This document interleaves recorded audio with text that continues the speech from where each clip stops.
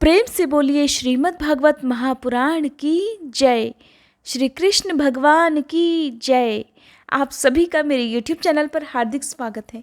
आज की वीडियो में रिस्पॉन्ड कीजिए श्रीमद् भागवत महापुराण कथा के तृतीय स्कंद के अध्याय 27 और 28 का। आज के अध्याय प्रारंभ करने से पहले आप सभी से अनुरोध है, कमेंट बॉक्स में कृष्ण भगवान की जय जरूर लिखिएगा। आइए पहले रिस्पॉन्ड करते हैं 27वें अध्याय का,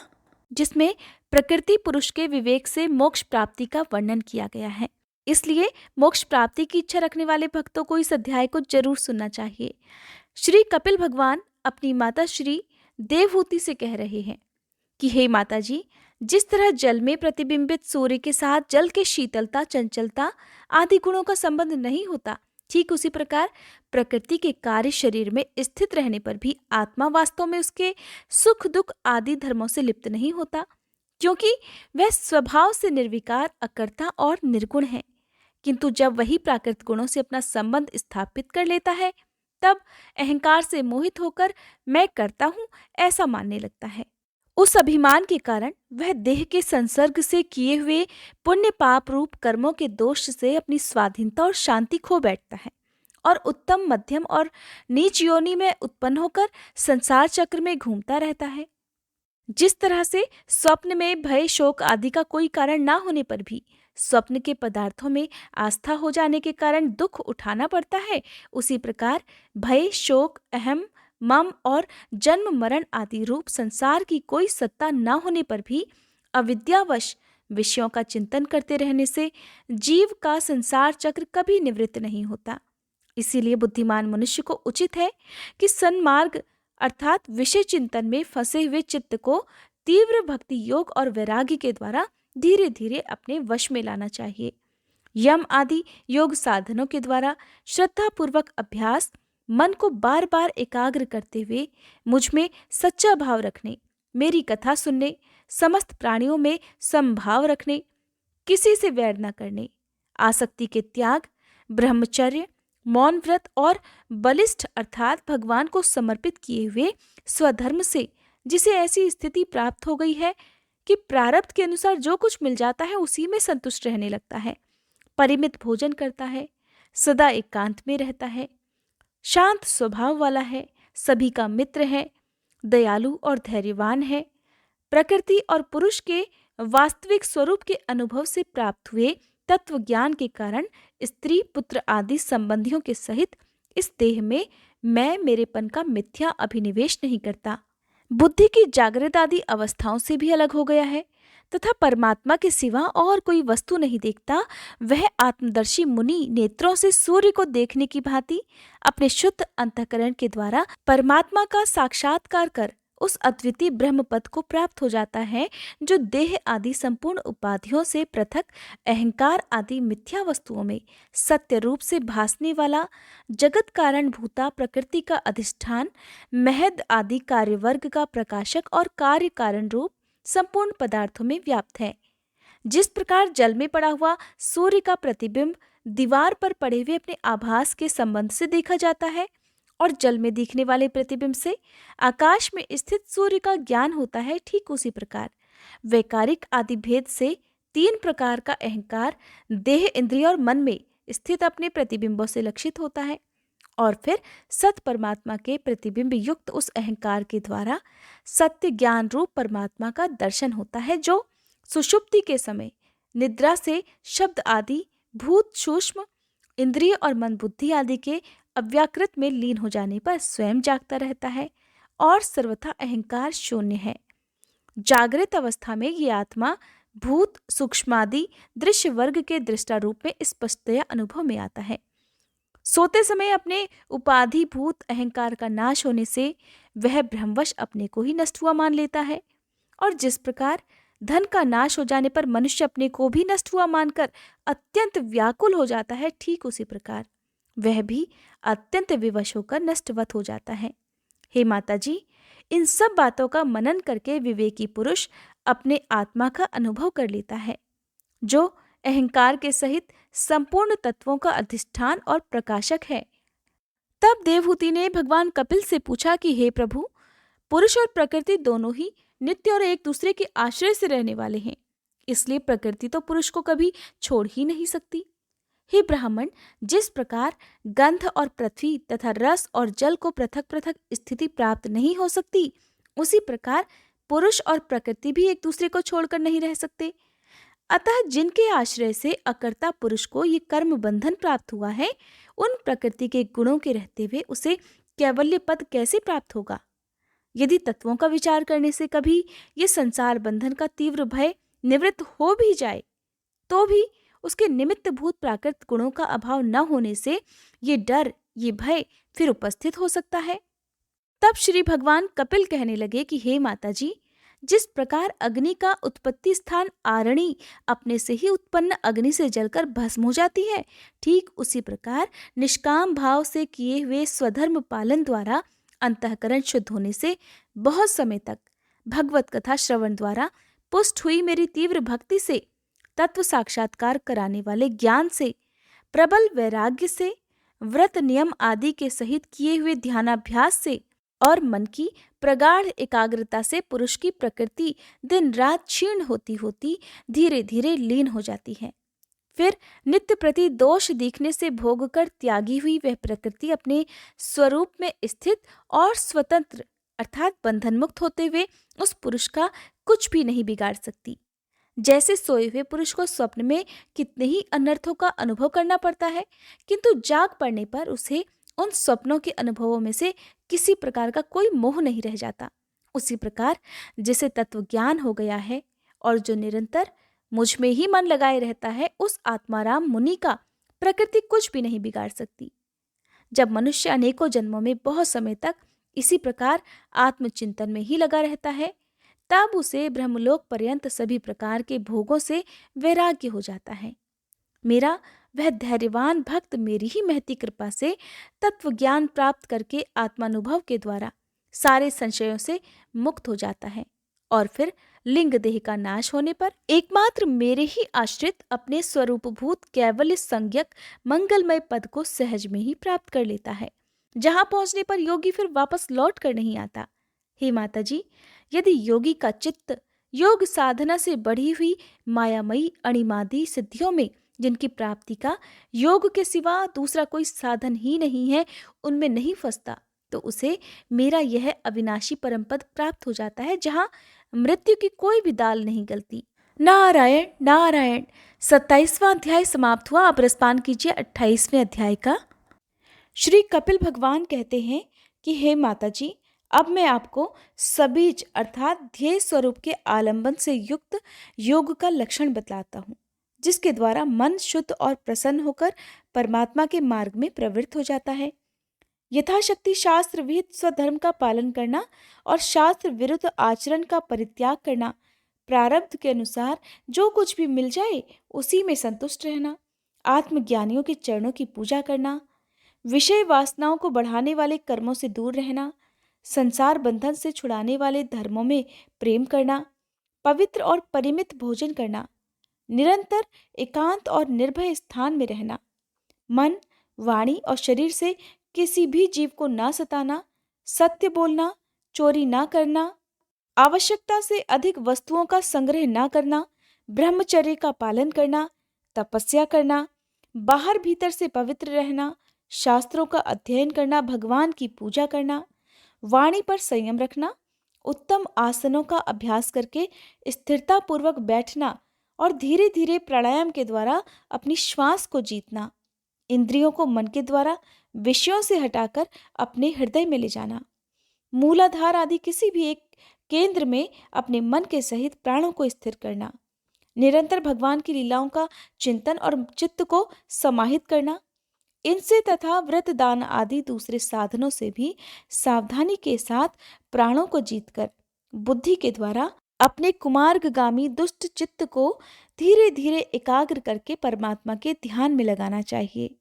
पहले आसन को जीते, फिर प्राणायाम के अभ्यास के लिए पवित्र देश में कुश मृग चर्म आदि से युक्त आसन बिछाएं, उस पर शरीर को सीधा और स्थिर रखते हुए सुखपूर्वक बैठकर अभ्यास करें। शुरुआत में पूरक, कुंभक और रेचक क्रम से अथवा इसके विपरीत रेचक, कुंभक और पूरक करके प्राण के मार्ग का शोधन करे, जिससे कि मन स्थिर और निश्चल हो जाए। जिस प्रकार वायु और अग्नि से तपाया हुआ सोना अपनी अशुद्धि का त्याग कर देता है, ठीक उसी प्रकार से जो योगी प्राणवायु को जीत लेता है, उसका मन बहुत शीघ्र शुद्ध हो जाता है। इसलिए योगी को उचित है कि प्राणायाम से वात पित्त जनित दोषों को, धारणा से पापों को, प्रत्याहार से विषयों के संबंध को और ध्यान से भगवत विमुख करने वाले राग द्वेष आदि दुर्गुणों को दूर करे। जब योग का अभ्यास करते करते मन निर्मल और एकाग्र हो जाए, तब नासिका के अग्रभाग में दृष्टि जमा कर इस प्रकार भगवान की मूर्ति का ध्यान करे। भगवान का मुख कमल आनंद से प्रफुल्ल है, नेत्र कमल कोश के समान रत्नारे हैं, शरीर नील कमल दल के समान श्याम है, हाथों में शंख चक्र और गदा धारण किए हुए हैं, कमल की केसर के समान पीला रेशमी वस्त्र लहरा रहा है, वक्ष स्थल में श्रीवत्स चिन्ह है और गले में कौस्तुभ मणि झिलमिला रही है। वनमाला चरणों तक लटकी हुई है, जिसके चारों ओर भौरे सुगंध से मतवाले होकर मधुर गुंजार कर रहे हैं, और अंग प्रत्यंग में महामूल्य हार, कंकण, किरीट, भुजबंद और नुपुर आदि आभूषण विराजमान हैं। कमर में करधनी की लड़ियां उसकी शोभा बढ़ा रही हैं। भक्तों के हृदय कमल ही उनके आसन है। उनका दर्शनीय श्याम सुंदर स्वरूप अत्यंत शांत और मन और नयनों को आनंदित करने वाला है। उनकी अति सुंदर किशोर अवस्था है। वे भक्तों पर कृपा करने के लिए आतुर हो रहे हैं। बड़ी मनोहर झांकी है। भगवान सदा संपूर्ण लोकों से वंदित हैं। उनका पवित्र यश परम कीर्तनीय है और वे राजा बलि आदि परम यशस्वियों के भी यश को बढ़ाने वाले हैं। इस प्रकार श्री नारायण देव का संपूर्ण अंगों के सहित उनका तब तक ध्यान करें जब तक कि चित्त वहां से हटे नहीं। भगवान की लीलाएं बड़ी दर्शनीय हैं, इसलिए अपनी रुचि के अनुसार खड़े हुए, चलते हुए, बैठे हुए, पौधे हुए अथवा अंतर्यामी रूप में स्थित हुए उनके स्वरूप का विशुद्ध भावयुक्त चित्त से चिंतन करना चाहिए। इस प्रकार योगी जब ये अच्छी तरह से देख ले कि भाव द्विग्रह में उसके मन की स्थिति एकदम एकाग्र हो गई है, तब वह उनके समस्त अंगों में लगे हुए चित्त को विशेष रूप से एक एक अंग में लगाए। अब पहले भगवान के चरण कमलों का ध्यान करना चाहिए। वे वज्र, अंकुश, ध्वजा और कमल के मंगलमय चिन्हों से युक्त हैं तथा अपने उभरे हुए लाल लाल शोभा में नखचंद्र मंडल की चंद्रिका से ध्यान करने वालों के हृदय के अज्ञान रूप घोर अंधकार को दूर करने वाले हैं। इन्हीं की धोवन से नदियों में श्रेष्ठ श्री गंगा जी प्रकट हुई थी और इन्हीं गंगा जी के पवित्र जल को मस्तक पर धारण करने के कारण स्वयं मंगल रूप श्री महादेव जी और भी अधिक मंगलमय हो गए थे। ये अपना ध्यान करने वालों के पाप रूप पर्वतों पर छोड़े हुए इंद्र के वज्र के समान हैं। भगवान के इन चरण कमलों का चिरकाल तक चिंतन करे। भव भयहारी अजन्मा श्री हरि की दोनों पिंडलियों और घुटनों का ध्यान करे, जिनको विश्व विधाता ब्रह्मा जी की माता सुरवंदिता कमल लोचना लक्ष्मी जी अपनी जांघों पर रखकर अपने कांतिमय किरकिसलयों की कांति से लाड़ लड़ाती रहती हैं। भगवान की जंघाओं का ध्यान करें, जो अलसी के फूल के समान नीलवर्ण और बल की निधि है तथा गरुड़ जी की पीठ पर शोभायमान है। भगवान के नितंब बिंब का ध्यान करें, जो एड़ी तक लटके हुए पीतांबर से ढका हुआ है और उस पीतांबर के ऊपर पहनी हुई स्वर्णमयी करधनी की लड़ियों को आलिंगन कर रहा है। कितना मनोहर स्वरूप बताया गया है। संपूर्ण लोगों के आश्रय स्थान भगवान के उदर देश में स्थित नाभि सरोवर का ध्यान करें। इसी में श्री ब्रह्मा जी का आधारभूत सर्वलोकमय कमल प्रकट हुआ है। फिर प्रभु के श्रेष्ठ मरकत मणि सुदृश दोनों स्तनों का चिंतन करें, जो वक्ष स्थल पर पड़े हुए शुभ्र हारों की किरणों से गौरवर्ण जान पड़ते हैं। इसके पश्चात पुरुषोत्तम भगवान के वक्ष स्थल का ध्यान करें, जो महालक्ष्मी जी का निवास स्थान और लोगों के मन और नेत्रों को आनंद देने वाला है। फिर संपूर्ण लोगों के वंदनीय भगवान के गले का चिंतन करें, जो मानो कौस्तुभ मणि को भी सुशोभित करने के लिए ही उसे धारण करता है। समस्त लोकपालों की आश्रयभूता भगवान की चारों भुजाओं का ध्यान करें, जिनमें धारण किए हुए कंकण आदि आभूषण समुद्र मंथन के समय मंद्राचल की रगड़ से और भी उजले हो गए हैं। इसी प्रकार जिसके तेज को सहन नहीं किया जा सकता, उस सहस्त्र धारों वाले सुदर्शन चक्र का और उनके करकमल में राजहंस के समान विराजमान शंख का चिंतन करे। फिर विपक्षी वीरों के रुधिर से सनी हुई प्रभु की प्यारी कौमोद की गदा का, भौरों के शब्द से गुंजायमान वनमाला का और उनके कंठ में सुशोभित संपूर्ण जीवों के निर्मल तत्वरूप कौस्तुभ मणि का ध्यान करे। भक्तों पर कृपा करने के लिए ही यहाँ साकार रूप धारण करने वाले श्री हरि के मुख कमल का ध्यान करे, जो सुगढ़ नासिका से सुशोभित है और झिलमिलाते हुए मकराकृत कुंडलों के हिलने से अतिशय प्रकाशमान स्वच्छ कपोलों के कारण बड़ा ही मनोहर जान पड़ता है। काली काली घुंघराली अलकावली से अर्थात घुंघराली लटों से मंडित भगवान का मुखमंडल अपनी छवि के द्वारा भ्रमरों से सेवित कमल कोश का भी तिरस्कार कर रहा है और उसके कमल सदृश विशाल और चंचल नेत्र उस कमल कोश पर उछलते हुए मछलियों के जोड़े की शोभा को भी मात दे रहे हैं। उन्नत भ्रूलताओं से सुशोभित भगवान के ऐसे मुखारविंद की मन में धारणा करके आलस से रहित होकर उसी का ध्यान करे। हृदय गुहा में चिरकाल तक भक्ति भाव से भगवान के नेत्रों की चितवन का ध्यान करना चाहिए, जो कृपा से और प्रेम भरी मुस्कान से क्षण क्षण अधिकाधिक बढ़ती जाती है, विपुल प्रसाद की वर्षा करती रहती है और भक्त जनों के अत्यंत घोर तीनों तापों को शांत करने के लिए ही प्रकट हुई है। श्री हरि का हास्य प्रणत जनों के तीव्र से तीव्र शोक के अश्रु सागर को सुखा देता है और अत्यंत उदार है। मुनियों के हित के लिए कामदेव को मोहित करने के लिए ही अपनी माया से श्री हरि ने अपने भ्रूमंडल को बनाया है। उनका ध्यान करना चाहिए। अत्यंत प्रेमार्थ भाव से अपने हृदय में विराजमान श्री हरि के खिलखिलाकर हंसने का ध्यान करे, जो वस्तुतः ध्यान करने के ही योग्य है और जिसमें ऊपर तथा नीचे के दोनों होठों की अत्यंत अरुण कांति के कारण उसके कुंदकली के समान शुभ्र छोटे छोटे दांतों पर लालिमा सी प्रतीत होने लगी है। इस प्रकार ध्यान में तन्मय होकर उनके सिवा किसी अन्य पदार्थ को देखने की बिल्कुल इच्छा ना करे। इस प्रकार ध्यान के अभ्यास से साधक का श्री हरि में प्रेम हो जाता है, उसका हृदय भक्ति से द्रवित हो जाता है, शरीर में आनंदातिरेक के कारण रोमांच होने लगता है। उत्कंठा जनित प्रेमाश्रुओं की धारा में वो बार बार अपने शरीर को नहलाने लगता है और फिर मछली पकड़ने के कांटे के समान श्री हरि को अपनी ओर आकर्षित करने के साधन रूप अपने मन को भी धीरे धीरे बाकी सभी वस्तुओं से हटा लेता है। जैसे तेल आदि के चुक जाने पर दीपशिखा अपने कारण रूप तेजस तत्व में लीन हो जाती है, ठीक वैसे ही आश्रय विषय और राग से रहित होकर मन शांत और ब्रह्माकार हो जाता है।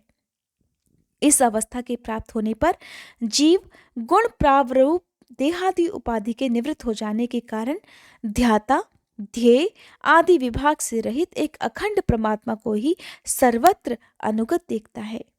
योगाभ्यास से प्राप्त हुई मन की इस अविद्या रहित लय रूप निवृत्ति से अपनी सुख दुख रहित ब्रह्म रूप महिमा में स्थित होकर परमात्मा तत्व का साक्षात्कार कर लेने पर वह योगी जिस सुख दुख के भोग तत्व को पहले अज्ञानवश अपने स्वरूप में देखता था, अब उसे अविद्याकृत अहंकार में ही देखने लगता है। जिस प्रकार मदिरा के मद से मतवाले पुरुष को अपनी कमर पर लपेटे हुए वस्त्र के रहने या फिर ना रहने तक का भी कोई सुधि नहीं रहती, उसी प्रकार चर्मावस्था को प्राप्त हुए सिद्ध पुरुष को भी अपनी देह के उठने बैठने और दैववश कहीं भी जाने या लौट आने के विषय में कुछ भी ध्यान नहीं रहता, क्योंकि वो तो अपने परमानंदमय स्वरूप में स्थित है। उसका शरीर तो पूर्व जन्म के संस्कारों के अधीन है, इसलिए जब तक उसका आरंभक प्रारब्ध शेष है तब तक वह इंद्रियों के सहित जीवित रहता है। किंतु जिसे समाधि पर्यंत योग की स्थिति प्राप्त हो गई हो और जिसने परमात्मा तत्व को भी भलीभांति जान लिया हो, वह सिद्ध पुरुष पुत्र कलत्रादि के सहित इस शरीर को स्वप्न में प्रतीत होने वाले शरीर के समान फिर स्वीकार नहीं करता, फिर उसमें अहंता ममता बिल्कुल नहीं करता। जिस प्रकार अत्यंत स्नेह के कारण पुत्र और धन आदि में भी साधारण जीवों की आत्मबुद्धि रहती है, किंतु थोड़ा सा विचार करने से ही वे उनसे स्पष्टतया अलग दिखाई देते हैं। उसी प्रकार जिन्हें ये अपना आत्मा में मान बैठा हूं, उन देह आदि से भी उनका साक्षी पुरुष पृथक ही है। जिस प्रकार जलती हुई लकड़ी से, चिंगारी से, स्वयं अग्नि से ही प्रकट हुए धुएं से अग्निरूप मानी जाने वाली उस जलती हुई लकड़ी से भी अग्नि वास्तव में पृथक ही होती है, उसी प्रकार भूत, इंद्रिय और अंतःकरण से उसका साक्षी आत्मा अलग होता है और जीव कहलाने वाले उस आत्मा से भी वह ब्रह्म भिन्न है और प्रकृति से उसके संचालक पुरुषोत्तम भिन्न है।